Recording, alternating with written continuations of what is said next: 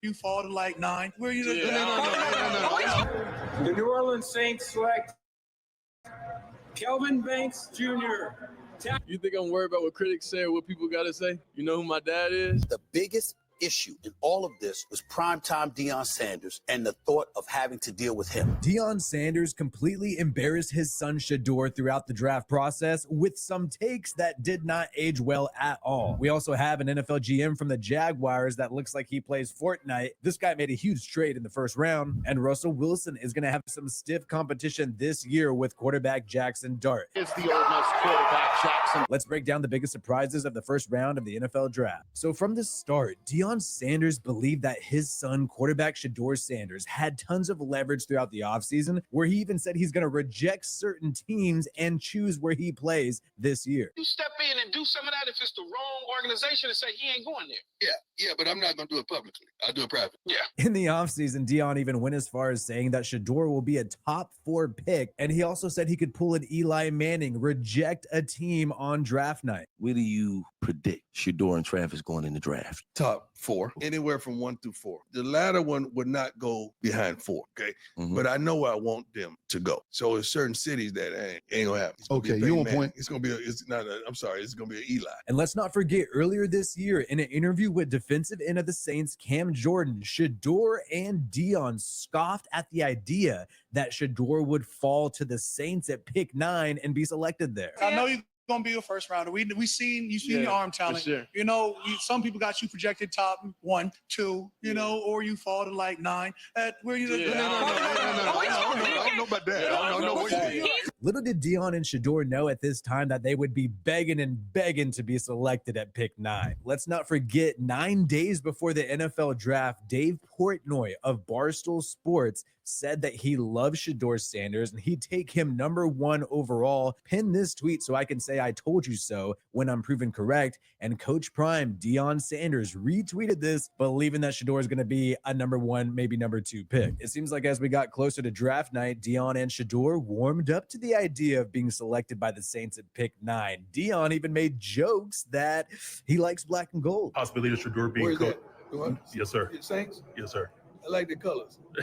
I like the colors. I like the city. I like the food. It does not stop there. When it was announced that the veteran starting quarterback Derek Carr of the Saints could possibly have surgery, which would make him unavailable for the 2025 season, Deion Sanders took to Twitter. His good friend Louis Riddick made a post saying that 9th pick is going to be all kinds of interesting, with the fingers crossed, 9th pick being the Saints pick, and Coach Prime obviously retweeted it with the eye emoji, expecting to be drafted by the New Orleans Saints. So it was extra hilarious when the cocky and overconfident Sanders family watched the New Orleans Saints on draft night at pick 9 select an offensive lineman.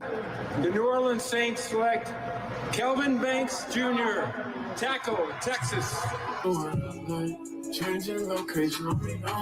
Deion knew the cameras were on. All he could do is shake his head in that moment, but you know he was dying inside. We also had some odd tweets by Deion on draft night. It's almost like he saw this coming and started getting frustrated. He took shots at ESPN analyst Dan Orlovsky. Hours before the start of the NFL draft, Orlovsky talked about the fact that Shador could fall mainly because he takes too many selfish sacks. There's too many like situational selfish sacks where they're unnecessary at times when you got points potentially on the board. You had some random fan, not even another NFL analyst, not even a beat reporter, saying that Dan Orlovsky turned into a hater. Hate to see it, man. And Deion, obviously offended by any criticism towards his son, retweeted it and said, yes, he did. Wow. Just 2 hours before the start of the NFL draft. Deion Sanders was so frustrated on draft night that he even took shots at the Browns' current quarterback, Joe Flacco.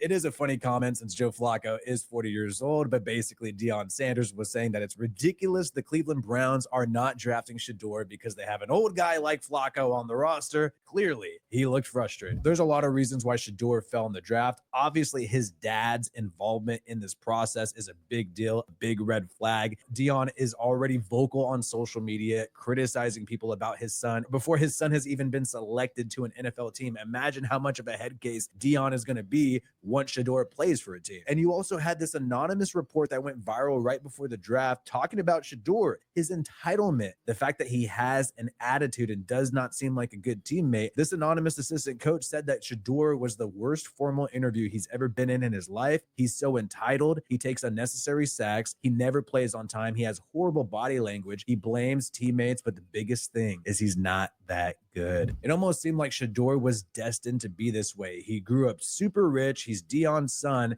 and it seems like his dad has been inflating his ego this entire time throughout the draft process. You think I'm worried about what critics say or what people gotta say? You know who my dad is? They hated on him too. So it's like it's almost normal. Without people hating, it's not normal for us. Because of the cockiness, because of the entitlement, because of the fact that Deion said he was going to be a top 4 pick, then a top 9 pick, and then is frustrated when it doesn't happen and lashes out on social media when it doesn't happen. The internet loved roasting Shador Sanders as he fell out of the first round and now is going to be a second round pick. And you had this amazing Photoshop round 2 for number 2 Shador. This is also a blow to Deion Sanders' ego as well. I mean, Coach Prime even said openly on social media, happy birthday to his favorite son. I don't think Deion Sanders Jr. or Shiloh Sanders appreciated this tweet where Shador is the golden child. So the Saints and the Browns did not take Shador. Could the Giants do it? They have Russell Wilson on the roster right now, who was loving hanging out at the Giants draft party.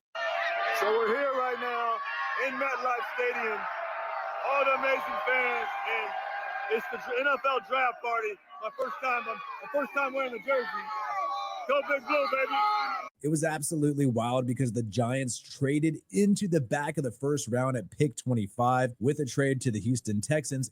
People thought Shador is going to be selected right now. Oh my God, here it's going to finally happen. But then no, the Sanders family had to watch another QB go before Shador. Giants select Jackson Dart, quarterback. Wow. Mississippi. So it is the Ole Miss quarterback. What was really bizarre is that Deion Sanders' friends in the media on ESPN, most notably Mel Kiper, was just heated at the fact that Shador Sanders was not selected in the first round. Yet NFL insider of NBC Mike Florio say that Mel Kiper seems personally offended that Shador has not been selected yet. Throughout the ESPN draft coverage, rather than talk about the actual picks that are being selected, Mel Kiper just kept talking about Shador Sanders the entire time. I'm taking Shador Sanders. I prefer him in New Orleans. I don't know what the Saints were thinking there. That's their decision. I disagree with it. And it really reached a tipping point when pick 21 was on the board. The Pittsburgh Steelers, who really do not have a quarterback on their roster right now besides Mason Rudolph, they decided to pass on Shador. There was a 96% chance that he would be selected in the first 21 picks entering this draft, 21 being the operative number with the Steelers. The Steelers opting to take defensive tackle out of Oregon, Harmon, instead of Shador, was the first nail in the coffin on the chance of Sanders being a first-round pick. The final nail was obviously the New York Giants taking Jackson Dart instead of Shador. And it was even more cringe that on draft night, because Shador is so rich and he always wants to remind you by flashing his bling bling all the time and talking about how great he is, that he built custom draft room for himself with all these hats of potential teams that could select him. He had to sit there, watch all these hats, spend all this money on this big ass room just to be passed on in the first round, and it was absolutely hilarious. Aside from Shador, one of the biggest surprises of the night was when another Colorado Buffalo, Travis Hunter, was selected with the second overall pick by the Jacksonville Jaguars. The Jacksonville Jaguars GM, the 34-year-old GM, the youngest GM in the NFL, who literally looks like he still plays video games and drinks soda. This guy made a blockbuster trade that a lot of people are critical of to grab Travis Hunter and have him join the Jacksonville Jags, and Travis Hunter seems stoked to go home to Florida. Let's go! Let's go!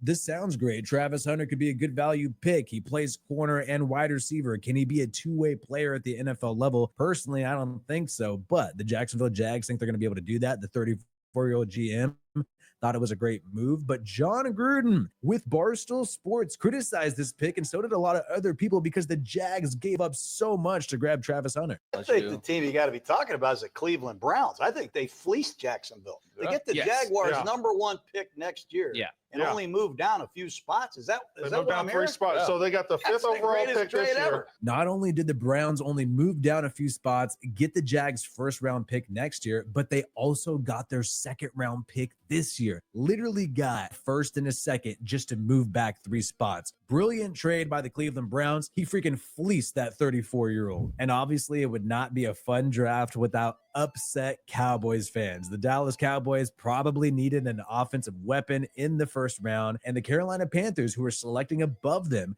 were able to grab the wide receiver out of Arizona, McMillan. Micah Parsons was pissed to see this happen. Panthers and GM Dan Morgan are selecting. I am shocked. Ooh, Teteroa McMillan, wide receiver. I knew they were going to take him. Who did you think it was? You thought it was going to be Jalen Walker? No, that was supposed to be our pick. I'm hurt. Honestly, it seemed like Micah Parsons was cheesing it up for the camera, but you know he was actually heated because his brother, who is very active on social media, Terrence Parsons, made a crazy series of posts criticizing the Dallas Cowboys move, absolutely upset that they did not get an offensive weapon. Once McMillan was off the board, the Cowboys took the guard Booker out of Alabama. And immediately when that happened, the brother of Micah Parsons, Terrence Parsons, tweeted out, "F this team." That is not exactly the warm welcome that rookie guard was expecting. And Micah Parsons' brother also started to say, "This shit is so effing sad, bro." And even went as far as to say, "I hope Dak Prescott requests a trade." Upset about the fact that Jerry Jones and the Cowboys did not get any weapons to complement CeeDee Lamb. If you don't know, Terrence Parsons always does this, always rants about his brother's career on social media, which is a bad look because he's probably sharing the opinions of his own brother. And honestly, for the Cowboys, this needs to stop. It is just going to kill the vibes in the locker room. And I wouldn't be surprised if Jerry Jones ships this guy away because of all this attitude. We also had some emotional moments when Will Campbell out of LSU was selected by the New England Patriots. You are brought to New England to protect Drake May. What kind of tone are you going to set on this offensive line? I'm going to fight and die to protect them with everything I've got. So you love to see that. The man's dreams are coming true. He's now a New England Patriot. But if the Patriots have the same record as last year, I think he's going to be crying next season as well, but for very different reasons. The only draft takes that aged like milk was from Deion Sanders. Most of these NFL analysts had their takes aged like fine wine, saying that Shador is going to fall in the first round. Not many other surprises other than that besides the Jackson Dart trade. And you have something here, another nugget, where Todd McShay, NFL draft analyst and expert, is saying that the Saints also may not be in on Shador. Shador Sanders is not going to be a New York Giant. Shador Sanders is not going to be a New Orleans Saint. Okay. So let's just address that now. Some interviews didn't go well, including with the New York Giants, I'm told now. Coach Prime came out and said it himself. I'm gonna handpick, the places that my son can go play for. It seems like the Sanders family thought they had that kind of leverage. They don't. And now it's an open question as to whether or not Shador will even land on one of these QB needy teams in the second round. Will this guy have to sit behind a starting quarterback? We'll break down all the craziest updates from the NFL draft on this channel. Subscribe to Wi-Fi Willie. Peace out, and I hope you have a good one.